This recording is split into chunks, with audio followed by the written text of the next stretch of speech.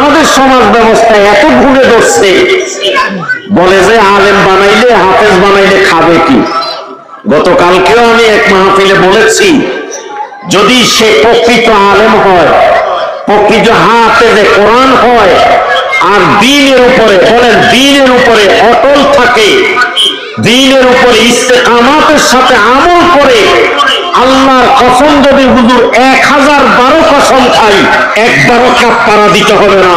আল্লাহর ওয়াদা, আমার কোরআন যেমন সম্মানিত, আমার নবীর সুন্নাহ যেভাবে সম্মানিত, আমি আমার বান্দাকে ওইভাবে সম্মানিত করব। কুদ্দুস থেকে রিজিকের ফয়সালা করে দিব, রিজিকের ফয়সালা করে দিব। ঠিক কিনা ভাইরা? এটাই পৃথিবী হয়ে এসেছে।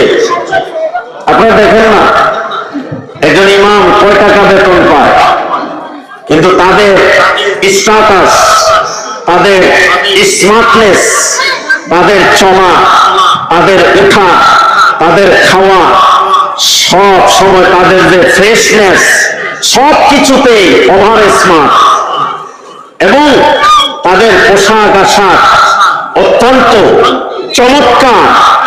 এটার একমাত্র কারণ কুদরতের মাওলা তাদেরকে কুদরতি ভাবে সাহায্য করে। ঠিক কিনা?